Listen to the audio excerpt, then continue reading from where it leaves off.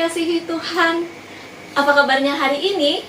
Semoga adik-adik par senantiasa dahsyat, dahsyat, luar biasa. Yes, yes, yes. Puji nama Tuhan. Senang sekali Kakak Novi bisa kembali menyapa adik-adik par di tahun yang baru, dan tentunya dalam ibadah par online GKII Jemaat Tamalandrea. Kita mengucap syukur adik-adik, Tuhan sudah memberkati, menyertai kita di sepanjang minggu yang sudah berlalu. Dan hari ini kita mau sama-sama untuk memuji dan memuliakan nama Tuhan. Ayo adik-adik yang di rumah, semuanya duduk yang tenang. Kita mau fokus untuk memuji dan memuliakan nama Tuhan. Kakak Novi mengajak adik-adik untuk berdiri. Kita menyanyikan satu pujian, mari masuk gerbangnya.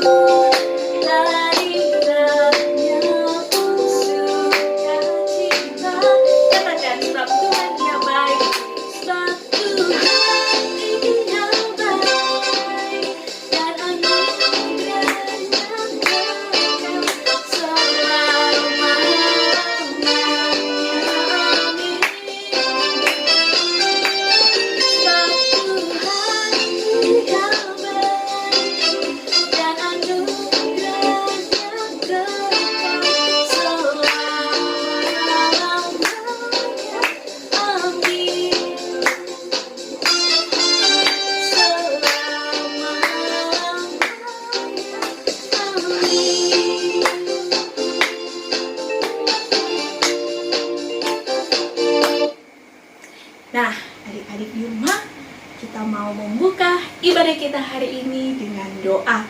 Semua adik-adik di rumah, lipat tangan, tutup mata, tundukkan kepalanya, kita satu di dalam doa.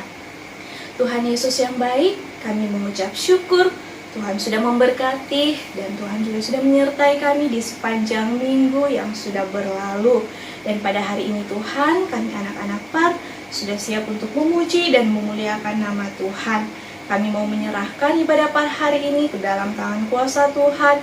Kiranya Tuhan Yesus yang akan memberkati dari awal hingga berakhirnya, biarlah jadi seturut dengan kehendak Tuhan. Berkati anak-anak par dimanapun mereka berada, sehingga mereka fokus untuk memuji dan memuliakan nama Tuhan. Berkati juga kedua orang tua yang mendampingi di rumah. Ini doa dan ungkapan syukur kami yang kami bawa di dalam nama Tuhan Yesus, yang siap memuji Tuhan. Sama-sama katakan amin. Nah adik-adik, tiba saatnya kita akan sama-sama mempersiapkan korban syukur kita melalui persembahan yang akan kita jalankan di rumah kita masing-masing. Sambil persembahan dijalankan di rumah masing-masing, kita menyanyikan satu pujian, masa depan sungguh ada. Adik-adik, kita memberikan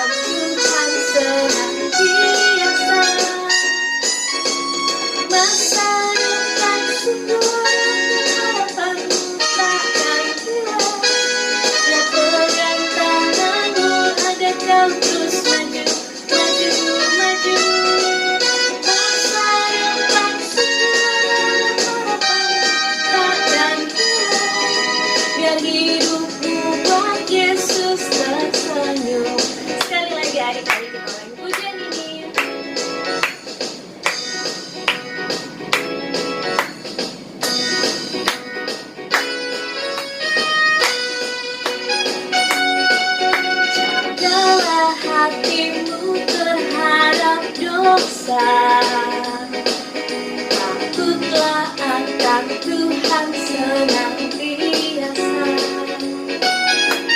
Jagalah hatimu terhadap dosa. Takutlah akan Tuhan senantiasa. Masa depan sungguh takkan Dia pegang tanganmu agar kau terus maju, maju, maju. Masa depan sungguh takkan Dia hidupmu buat Yesus tersenyum. Dia hidupmu buat Yesus tersenyum. Dia hidupmu buat Yesus tersenyum. Nah, adik-adik, kita mau sama-sama berdoa untuk persembahan kita. Semuanya lipat tangan, tutup mata, kita satu di dalam doa. Tuhan Yesus, kami mengucap syukur di tengah-tengah ibadah par kami hari ini. Kami anak-anak par boleh memberikan korban syukur kami melalui persembahan yang kami jalankan di rumah kami masing-masing. Mari Tuhan, Engkau memberkati persembahan ini sehingga boleh dipakai untuk memperluas kerajaan firman-Mu.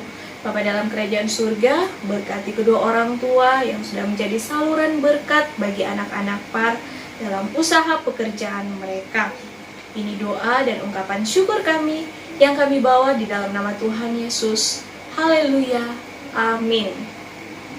Nah, adik-adik di rumah, tiba saatnya kita akan sama-sama mendengarkan cerita firman Tuhan. Sebentar, cerita firman Tuhan akan disampaikan oleh Kakak Peter. Sebelum kita mendengarkan cerita firman Tuhan, kita menyanyikan satu pujian, Buku Tanpa Kata.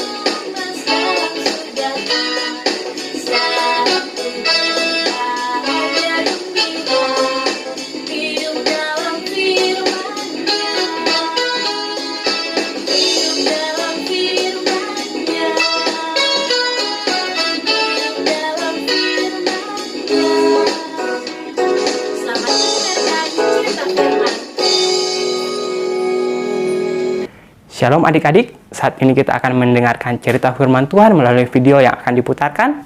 Namun sebelum itu, mari kita berdoa. Mari kita berdoa. Terima kasih Tuhan Yesus, saat ini kami akan mendengarkan cerita firman lewat video. Tuhan berkati kami, Tuhan berikan kami konsentrasi yang baik sehingga kami dapat memahami apa yang akan menjadi isi hati-Mu Tuhan. Saat ini kami siap mendengarkan firman-Mu, hanya dalam nama Tuhan Yesus, haleluya, amin. Oke adik-adik, selamat menyaksikan. Dosa dan hukuman Akan diambil dari Yosua pasal 7 ayat 1-26. Akan, anak Karmi, anak Zabdi, anak Zerah dari suku Yehuda mengambil dari barang-barang yang dikhususkan itu. Tuhan menjadi murka terhadap bangsa Israel dan menganggap mereka tidak setia. Yosua kemudian mengutus orang dari Yeriko ke Ai yang terletak di Bet Awen dan berkata kepada mereka, "Naiklah, intailah negeri itu." Lalu orang itu pergi dan mengintai kota Ai. Kemudian mereka kembali kepada Yosua dan berkata, "Semua orang tidak usah pergi ke sana. biarlah 2 atau 3.000 orang saja yang pergi untuk menyerang Ai. Jangan membuat bangsa itu susah dengan berjalan ke sana, sebab jumlah mereka sedikit. Jadi kira-kira 3.000 orang pergi ke sana. Tetapi mereka melarikan diri dari hadapan orang Ai. Orang-orang Ai membunuh kira-kira 36 orang dari antara mereka dan mengejar mereka. Lalu hati bangsa itu tawar dan menjadi seperti air. Kemudian Yosua berkata, Ya Tuhan Allahku, mengapa Engkau membawa bangsa ini menyeberangi sungai Yordan hanya untuk menyerahkan kami ke dalam tangan orang Amori untuk membinasakan kami? Ya Tuhan, apa yang akan aku katakan setelah bangsa Israel lari dari hadapan musuhnya? Bila hal itu terdengar oleh orang-orang Kanaan dan seluruh penduduk negeri ini, mereka akan menyerang kami dan melenyapkan nama kami dari muka bumi ini. Apakah yang akan kau perbuat terhadap namamu yang besar itu? Tuhan berfirman kepada Yosua, Bangunlah, mengapa engkau sujud seperti ini? Orang-orang Israel sudah berbuat dosa dengan melanggar perjanjianku yang kuperintahkan kepada mereka. Mereka mengambil sesuatu dari barang-barang yang dikhususkan itu.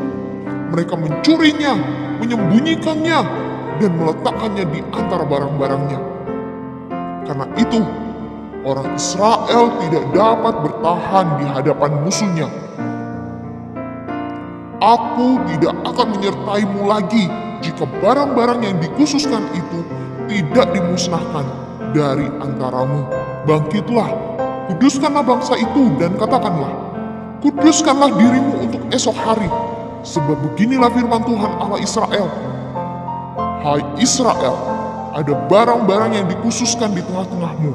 Kamu tidak akan bertahan menghadapi musuhmu sebelum kamu menyingkirkan barang-barang yang dikhususkan itu dari tengah-tengahmu.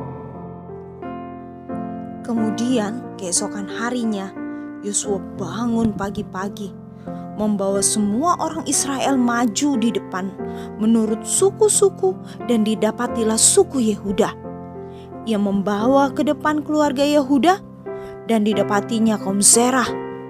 Kemudian ia membawa kaum Zerah seorang demi seorang, dan didapatilah keluarga Zabdi.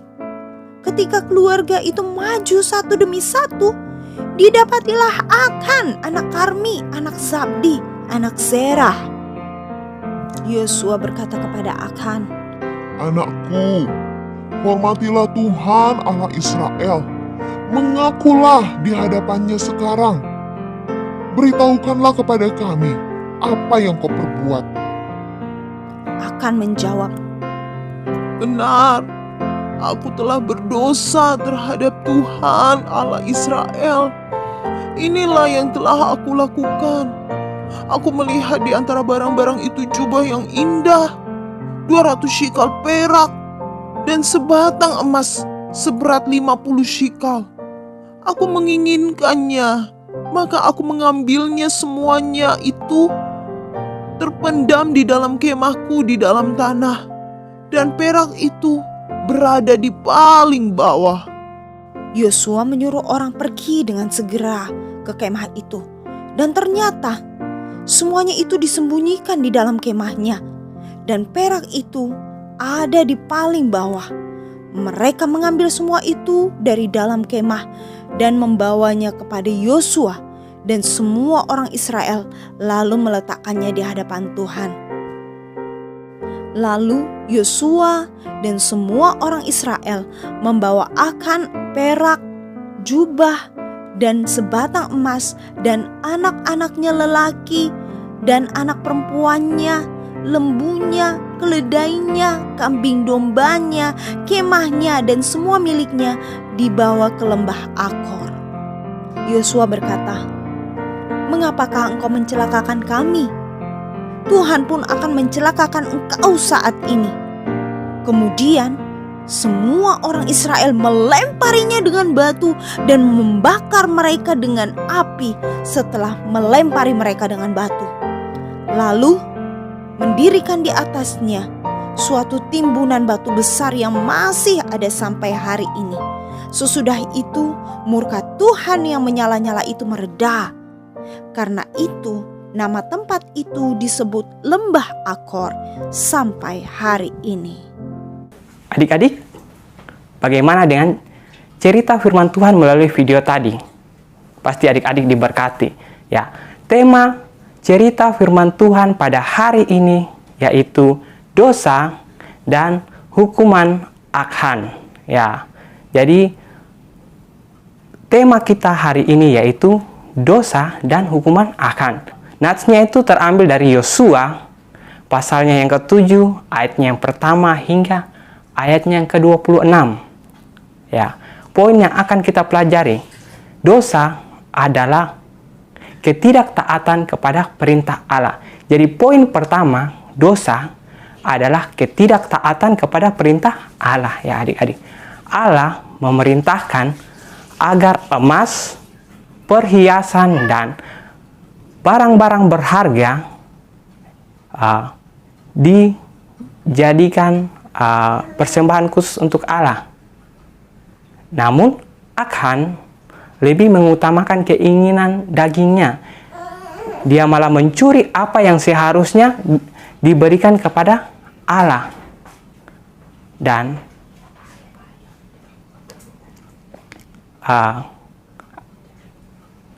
itu ada hal yang tidak baik adik-adik. Ya, salah satu contoh apa yang dikhususkan bagi Allah yaitu persembahan adik-adik.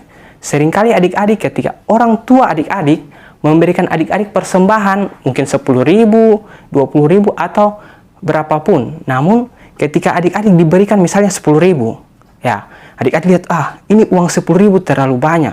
Lebih baik 5.000 saya belanjakan ke kios dan 5.000 yang nanti saya kasih masuk di persembahan. Ya itu sudah salah adik-adik. Karena sama dengan akan berarti adik-adik sudah mencuri apa yang menjadi bagian dari Allah adik-adik. Jadi adik-adik tidak boleh melakukan hal itu. Ya, poin yang kedua adik-adik, Allah membenci dosa. Jadi poin yang kedua yaitu Allah membenci dosa.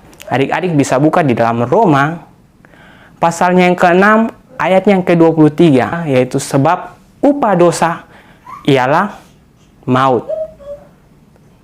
Tetapi karunia Allah ialah hidup yang kekal di dalam Kristus Yesus Tuhan kita.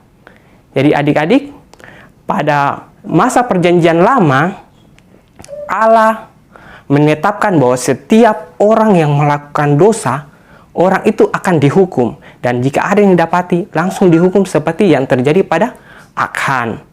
Ya.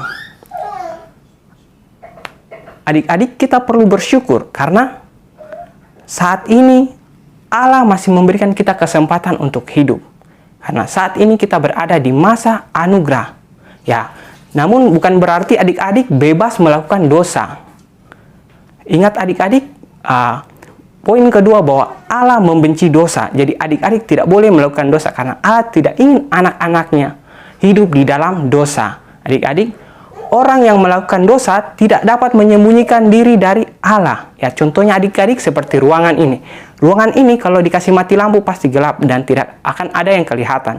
Tetapi jika lampunya dikasih menyala maka akan kelihatan semuanya yang ada di ruangan itu adik-adik. Ya, sama halnya cahaya pada bola lampu ibarat Allah dan ruangan yang gelap itu ibarat orang yang berdosa.